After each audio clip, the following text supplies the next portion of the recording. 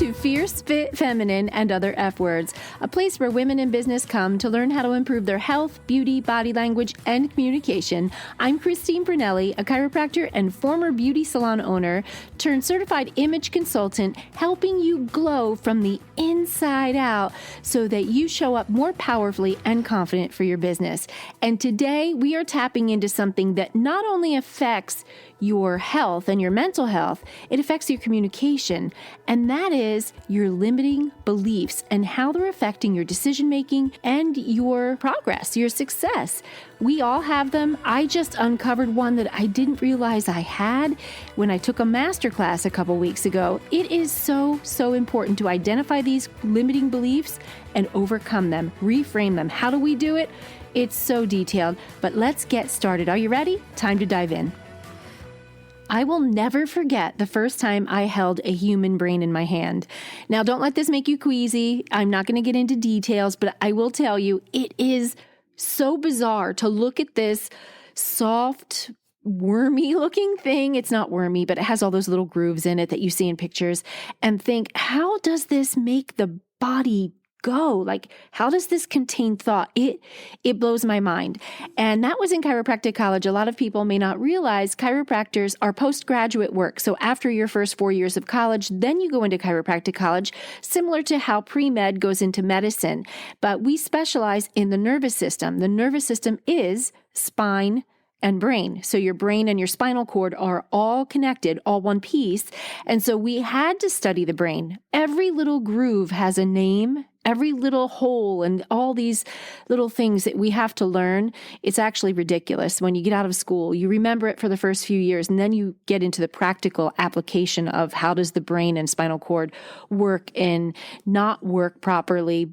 All those little nicks, name grooves, and everything that have names, though, we had to name it. So I had to hold the brain and study all of that for exams. I had to be able to show that I took the time to learn it. What are they named? Why are they named that? What is it responsible for?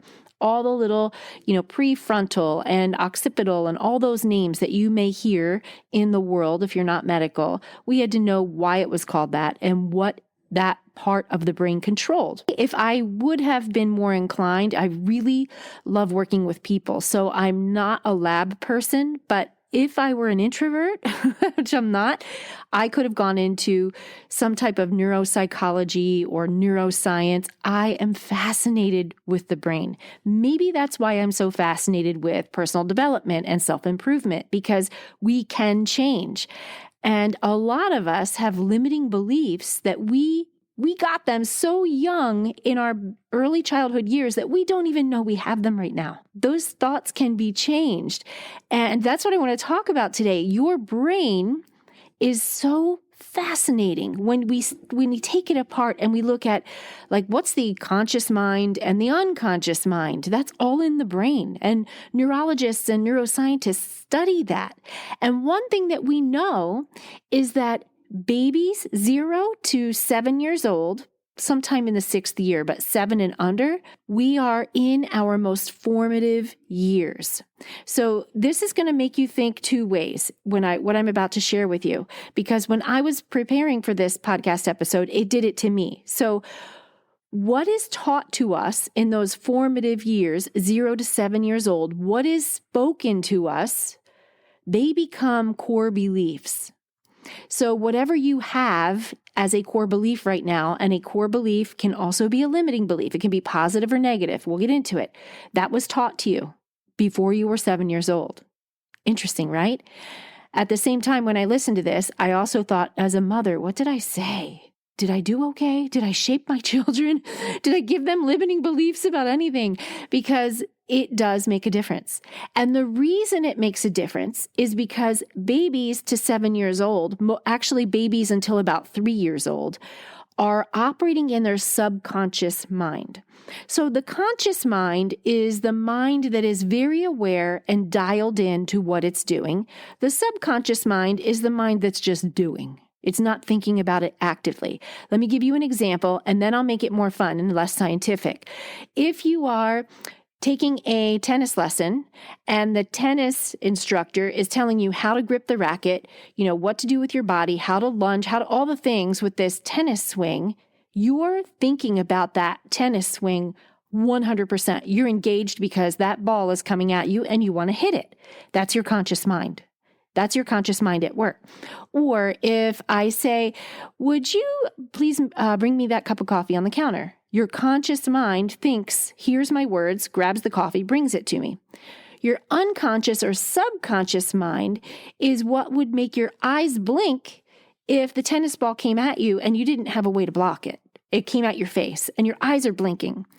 That's your subconscious. It's just, you do it automatically. Breathing, some of us think that breathing is subconscious, like it just happens, but we can, and it does, but we can play with our breathing, can't we? We can control our breathing and use breathing exercises to help calm us. But things that happen without thought, that's subconscious. So when this is all about our limiting beliefs, the reason that children absorb these limiting beliefs is because from 0 to 3, they operate without their conscious mind. Think about when a baby tries to grab a bottle and they drop it. They don't think consciously, I dropped my bottle. I'm going to go pick it up. They're not there yet. They're in their subconscious mind. It just happened. They had something in their hand and it went. They don't have the gross motor skills, right? To be able to go grab that yet. That is why it's so formative, because our core beliefs, every belief and emotion that you have does not live in your conscious mind. It lives in your subconscious mind. That's why what happens in between 0 and 3, and then 3 to 7, when we start to go from unconscious or subconscious, I'm going to use those interchangeably, into conscious awareness matters. Now, as an adult, it's really difficult for us to be like subconscious, just be in the state of being, because that's what babies are, right? As newborns, they're just being. And then as a toddler, we're teaching them how to be with thought, like don't touch this, hot, right? It's like a teaching moment. And that has to be an active teaching. It's not subconscious yet for them, it's conscious. And then we gradually move into our full thinking selves. And a lot of times we are so stuck in our full thinking selves because of some of the thoughts that were given to us as babies from whoever they were given to us by. They're still there. That was a lot, and I hope you're still with me, because this can get really fun. So your beliefs, everything you believe, comes from your subconscious mind. Everything. So I want you to just hold that space for a minute. Hold that thought. Everything that you believe also affects your body. How interesting is that? Think about blushing. Maybe someone said something to you that made you blush. You did not tell your body to blush if you were embarrassed or you thought something was funny. It was connected to an emotion. That's subconscious, my friend. This stuff is so powerful. So there is proof in science that our subconscious mind affects our physiology. Now, we're going to take that into your limiting beliefs, but let's just use the power of blushing, the power of an emotion causing our body to blush. It flushes, our face gets flush and red, right? The blood rushes to the vessels and makes us look red or pink or whatever. That's the power of thought and emotion happening on a subconscious level. If it can happen in that way, then it can also happen in ways where we take something negative, and it can affect us in the same way in our physiology, but maybe not in such a positive way. When we get nervous, our heart rate goes up, right? If we are in a chronic state, a long-term state of nerves and anxiety, that's not good. It is good in short term because that could save your life. A lion is chasing you in the old, caveman days, run, your heart rate goes up. That's a good thing. But if you are in, let's say, a toxic relationship that has maybe something that is very unsafe for you, you're in a chronic state of anxiety and higher blood pressure, higher heart rate, not good for your health. That's a detriment to your health. It's actually spiking all kinds of hormones and enzymes and things that are not healthy for you. And it's going to, in the long term, make you sick. On some level, it's going to make you sick. So let me just go through some of the things of, first of all, what is a limiting belief? Let's just talk about what is it. A limiting belief is something that we believe that is holding us back in some way. It is your lists of don'ts, can'ts, won'ts, and shouldn'ts. And limiting beliefs are passed down through family, through generations, through people who are raising us and have input on us from 0 to 7 years old. So whoever spent the most time with you or any time with you that taught you something that you should fear or believe or take as normal is part of your core belief. But if that core belief is limiting, it's keeping you stuck. So some of our core beliefs are the world is a good place or the world is a bad place. I can be anything I want to be when I grow up, or no one in my family is successful. It depends on how you were shaped as a child. So how do we identify, since we're talking about limiting beliefs or core beliefs, let's just start with limiting. Let me ask you a question. Where in your life are you stuck right now? Think about it. Have you been in this situation before? What belief do you have about that situation? Why are you there? That will help expose something in you that is causing you to be in that situation and get stuck repeatedly. There's something in you that believes that you are going to be there. There's something in you that's keeping you there.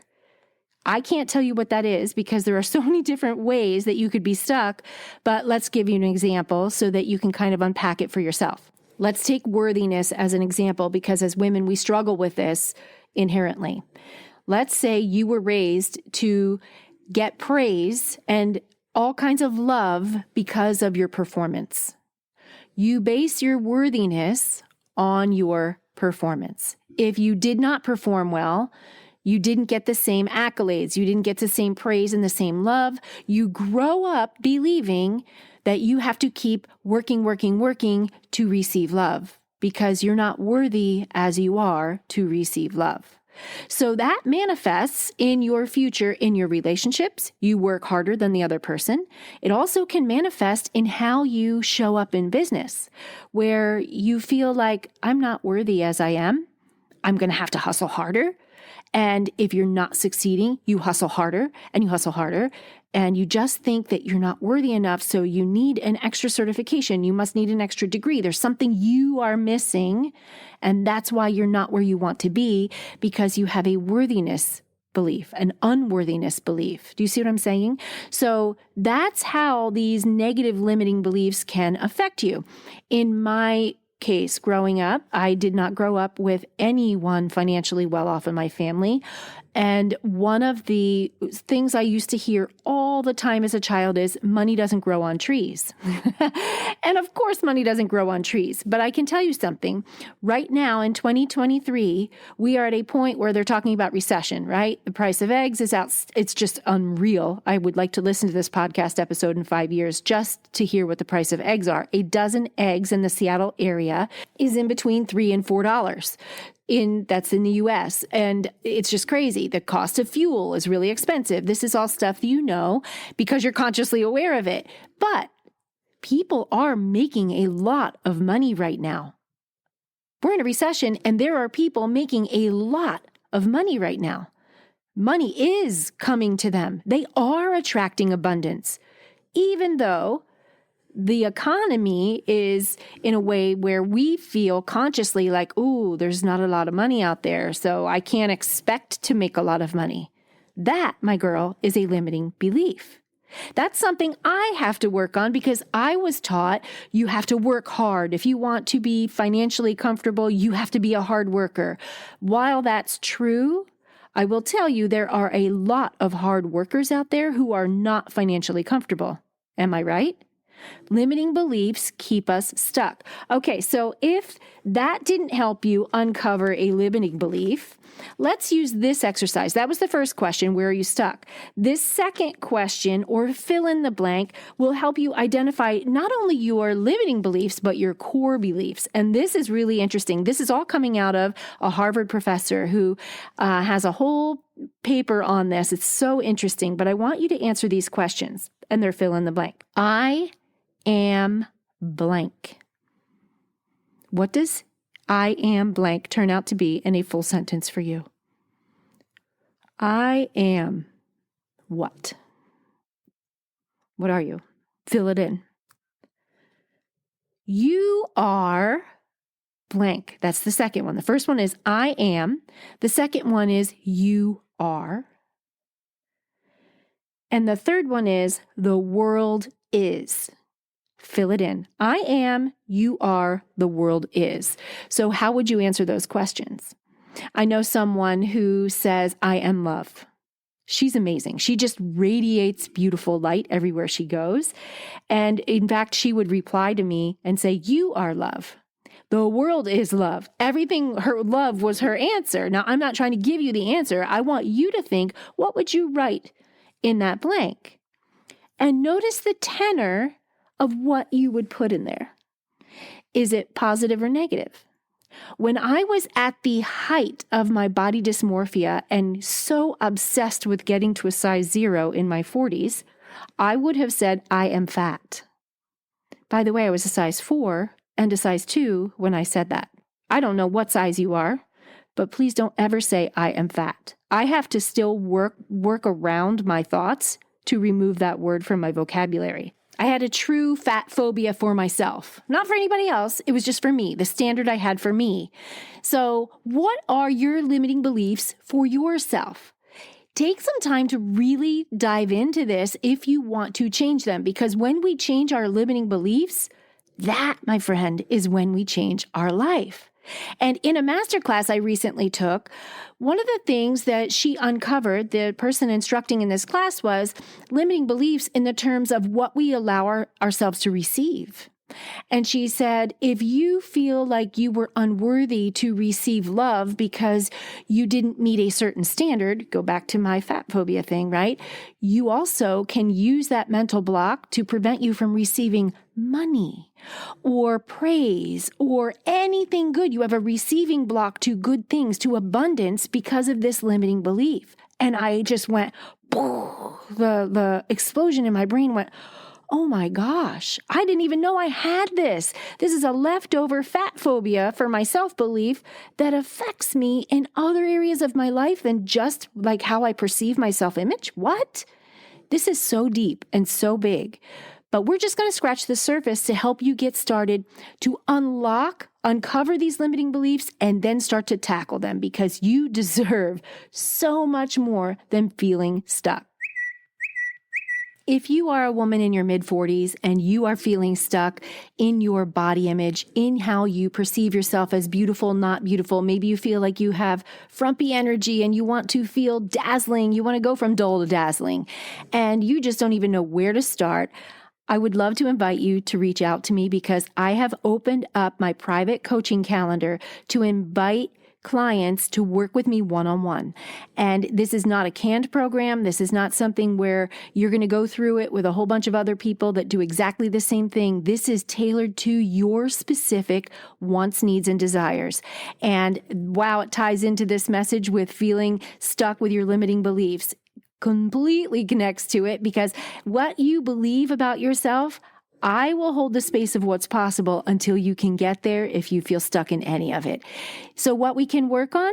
Well, we can work on your health. We can work on feeling more healthy, having more energy, losing weight if that's a goal. We can work on beauty. If you're feeling like you're still doing makeup like you used to in your 20s, but you're over 40, my friend, it needs to change. You can look more youthful with more youthful techniques. And styling, dressing for the body you are in so that you look fabulous. You want to light up a room and turn heads and feel really great in your own skin. You need a coach to help you with that whole head to toe transformation from the inside out. And that is what I would love to invite you to join me in. So send me a message through the link in the show notes here, and I will reach out to you. It's just a little link that you can go to right now in the show notes as you're listening, and tap that link, and it will send me a message that you would like more information, and we'll just get to chatting and seeing if we're a good fit to work together. I would love to help you look and feel radiant. Now, we've identified your limiting beliefs. You're either asking yourself a question, where am I stuck?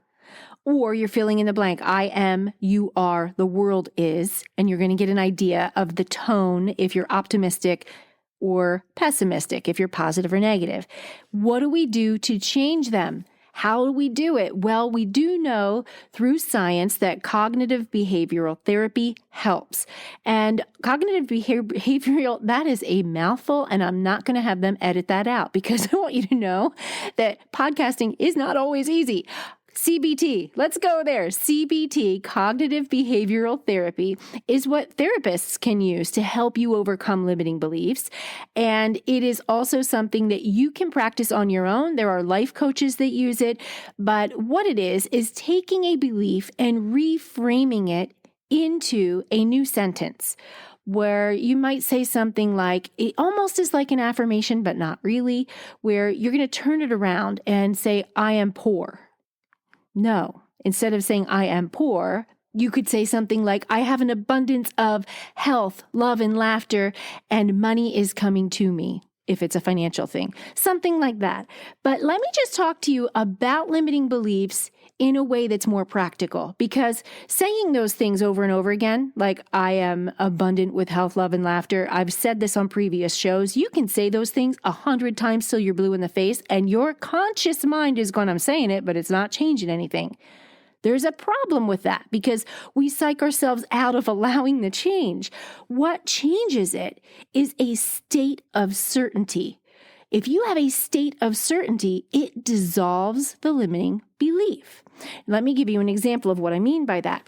You make a commitment to change that belief paired with changing your physiology. Remember how the blushing, the emotion of blushing, feeling that emotion caused a physiological change in the body. So we blush.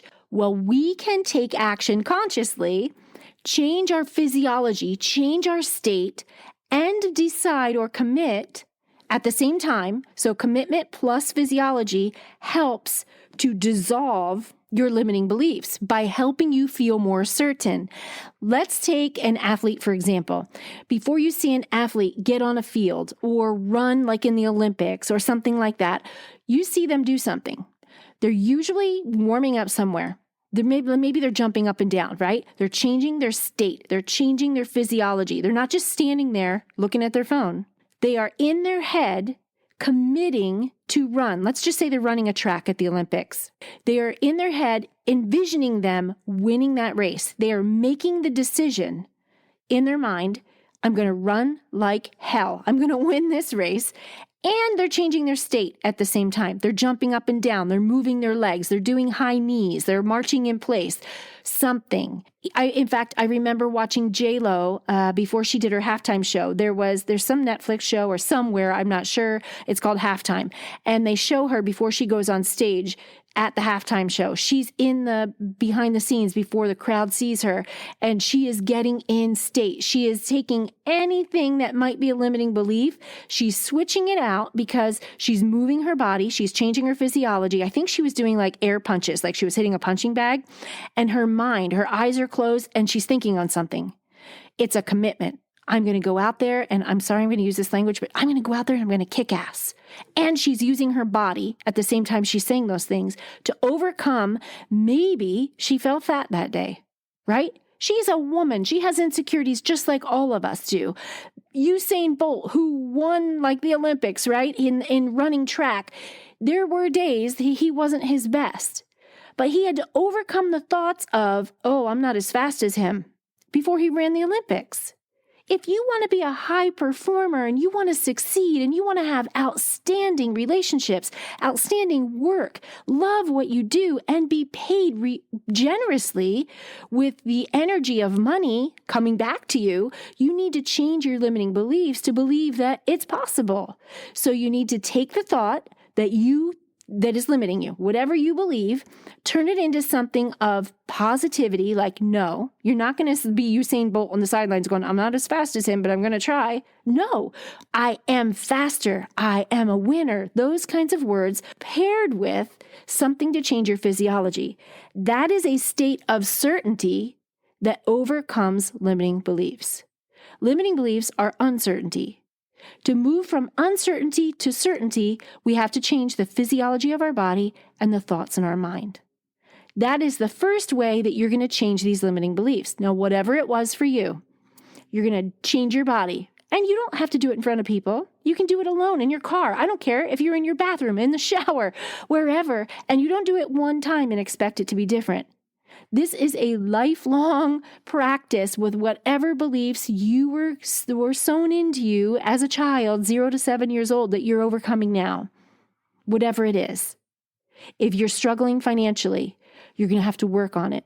I remember a time where I was working on looking in the mirror at myself, and I gave myself an alter ego name. And this is just sharing. I'm being vulnerable here. I wanted to believe that I could make $1 million in 1 year, right? There's this thing where there's a statistic out there that less than 6% of women make a six-figure income, over $100,000. And I was like, what the heck? No, can't be right. And you start researching it and you're like, yes, it is. Well, do you know how small of a percent it is that women that make over $1 million? So I would start looking in the mirror and say, good morning, Miss Millionaire. And I would do something with my body so that I could break the limiting belief that I would never be able to generate $1 million on my own. That's not easy to do if you believe that women don't make as much money as men. Now, yes, logically, statistically, you're going to go, but they don't. They get paid less on the dollar. I get that. But we need to change that belief. If we want to break the rules, you have to change the limiting belief, and then you will. Because I follow a lot of women right now, and I say a lot, but quite a few women that are in the 2 comma club, meaning they're at $1 million or more in income. They shattered it because they overcame that limiting belief. And when I see women under 30 that are doing that, I look at them and go, they have less experience than me, less life experience than me, but they have created something that's generating that kind of income. You know why? Because they weren't taught or shaped with a limiting belief around money when they were 0 to 7 years old. Now, I don't regret any of my limiting beliefs because this is a journey and a process of self-discovery and awareness to self-improve, and I am addicted to self-improvement, so it's okay. I want to overcome these because I'm in competition with myself. I love good competition, and I'm going to prove to myself that my business is going to get to a certain benchmark. Whatever it is for you, maybe it's finding the love of your life. Maybe it's getting more healthy. Maybe it's having the energy and the vibrancy where you do light up a room. Whatever it is for you, whatever that limiting belief is, you can overcome it. And if you don't try, you, my friend, are making the choice to stay stuck. You have to try. And it's not sheer willpower. You can't willpower your way out of a limiting belief. It's deep in your subconscious. It was there from 0 to 7 years old.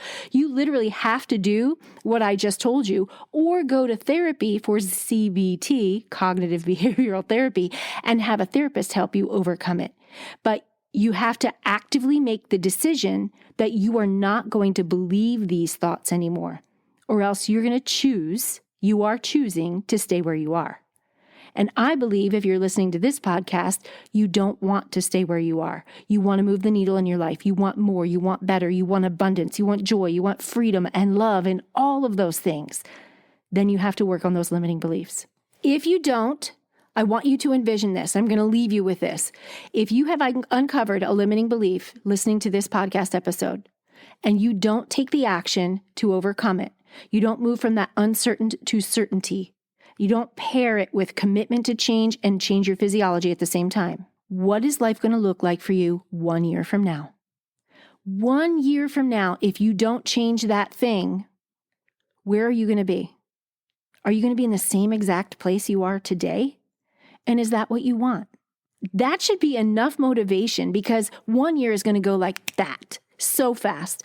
You can do this, my girl. You can do this.